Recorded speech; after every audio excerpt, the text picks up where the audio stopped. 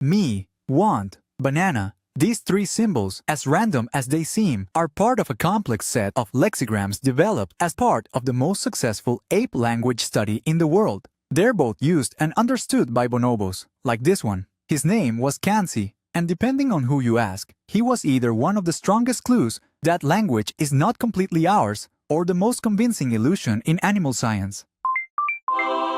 Yerkish isn't a spoken ape language. It's a computer and symbol communication system built around lexigrams, abstract symbols, mapped to words, objects, people, places, and actions. Kanzi became its most famous user, not because he was carefully drilled from day one, but because he seemed to learn by watching researchers try to teach someone else. If that's real, the line between human language and ape communication gets blurry. If it isn't, then this becomes a story about how badly humans want the universe to answer back in our own accent. Long before Kanzi, scientists were trying to cross the language barrier with apes. In 1969, Washoe the chimpanzee appeared in Science in a paper called Teaching Sign Language to a Chimpanzee. Then came Coco, the gorilla who became a celebrity, though critics later argued that much of her signing depended on generous interpretation by handlers. And then there was Nim Chimpsky. Herbert Terrace eventually concluded Nim's signs were mostly prompted, reward-driven, and not true conversation. The problem was ambiguity.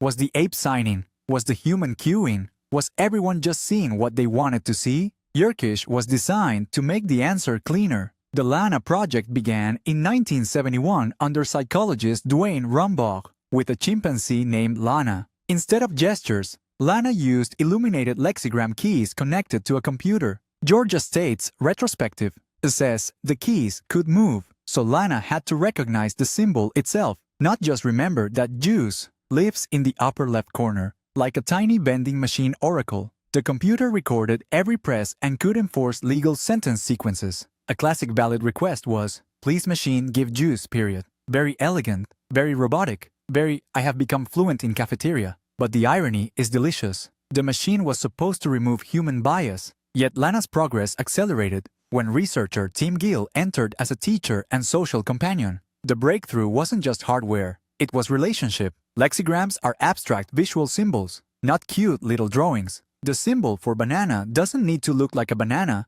which is rude to bananas, but scientifically useful. On a lexigram board, a symbol can stand for foods like banana, actions like give, places like outside, objects like ball, and specific individuals, including humans and other apes. Some boards also include grammatical or functional tokens, because even apes deserve punctuation apparently. That matters because a lexigram press is discrete. A computer can log it. Nobody has to squint at a blurry hand motion and declare, with priestly confidence, "Ah yes, that meant cucumber." But a button press still doesn't magically equal language. It may show association, requesting, comprehension, habit, or communication. The harder question is whether the ape understands meaning, structure, and shared intention in anything like the way humans do. Lana wasn't alone. Sherman and Austin, two chimpanzees raised in a language-rich environment, used lexigrams in cooperative problem-solving tasks, including tool and food access problems. Pansy became part of the same research tradition.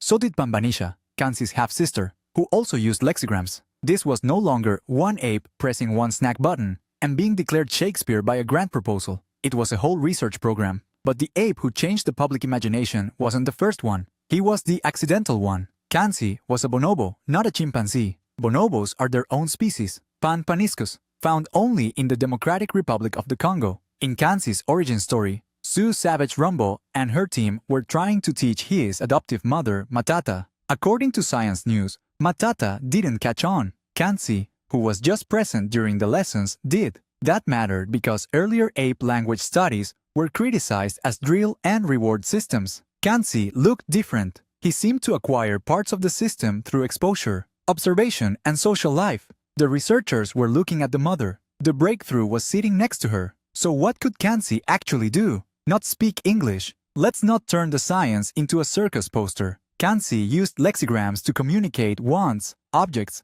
actions, places, and people. He appeared to understand some spoken English in controlled situations. Researchers could give him spoken instructions, sometimes novel ones, and test whether he followed the meaning rather than a memorized routine. That is genuinely impressive, but it didn't settle the big question. Science News notes that Kanzi forced scientists to rethink human uniqueness. while also pointing out that much of his communication may have been imperative, request-based, rather than declarative conversation. Asking for grapes is communication. Asking why grapes exist, lying about grapes, or composing a tragic memoir about lost grapes is where human language becomes much harder to compare. Kanzi's significance wasn't only the keyboard. In 2012, researchers tested Kanzi and Pambanisha on making and using flaked stone tools. The study reported that these language-competent bonobos produced a wider variety of flint tools than previously reported and used them for tasks like breaking logs or digging for food. Scientific American later noted the caveat: compared with early human tools, the bonobos had more failed attempts and smaller flakes. So the honest claim isn't Kanzi became a caveman. It's that Kanzi could make and use simple stone tools under experimental conditions. Later questions got even stranger. In 2025, Johns Hopkins reported that Kanzi, Nyota, and Teko pointed more and faster when a human didn't know where food was hidden. In 2026, a science study reported that Kanzi could track pretend objects in Tea Party tasks, distinguishing real juice from pretend juice. The question had evolved from "Can apes talk?" to "What do apes understand about minds, symbols, and shared reality?" Sue Savage-Rumbaugh was central to Kanzi's life and research. His communication abilities were tied to long-term human relationships and a language-rich environment, which makes the next chapter messy. In 2012, Savage-Rumbaugh was placed on administrative leave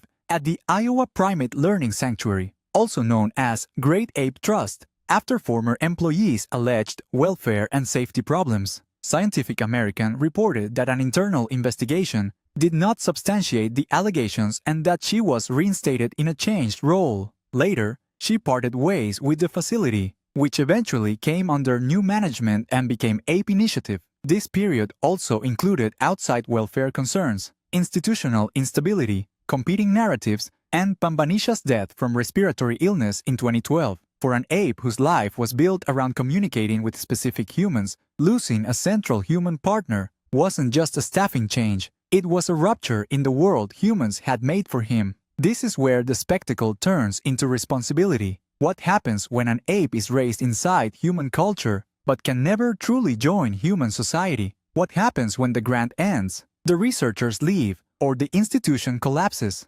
Science News framed Kanzi's death as a reason to think not only about what these experiments taught, but what they cost. Ape Initiative says Kanzi had become severely overweight under a previous organization and later lost more than 75 pounds after changes to diet and activity under Ape Initiative management. That belongs in the welfare history, not as a cause of death story. Kanzi lived to 44, a notably long life for a bonobo in human care. But fame didn't solve the deeper problem. Ape-language research created famous individuals who needed care, a social stability, and specialized communication partners for decades. Kanzi was famous, but he was also a member of an endangered species. Bonobos live only in the Democratic Republic of the Congo, and the Apes Atlas gives a cautious minimum estimate of 15,000 to 20,000 remaining. Their major threats include illegal hunting, the commercial bushmeat trade, habitat loss, and the live orphan trade. Inside labs, humans try to teach bonobos our symbols. In the wild, scientists are increasingly studying their own communication systems. A 2025 science paper on wild bonobo vocal communication reported evidence of compositionality in their calls, including some non-trivial combinations, which suggests the future may be less about forcing apes into human language and more about understanding the complexity they already have. Ape Initiative reported that Kanzi died on March 18, 2025, at age 44. Their remembrance said he had seemed normal that day, had been treated for heart disease, and that necropsy results were pending in the statement. Kanzi didn't die young. He lived a long, highly unusual, deeply studied life. The Kanzi Bonobo Fund now supports the surviving bonobo group, Elikia, Nyota, Maisha, Mali, Clara, and Teko. And we return to the board. Strange symbols, bright keys, an ape reaching toward meaning. Yerkish was built to answer one question: can apes use language? Instead, it revealed a harder one. What kind of mind is looking back when an ape reaches for a symbol? Kanzi never gave us a simple answer. Maybe that was the most human thing about the whole experiment.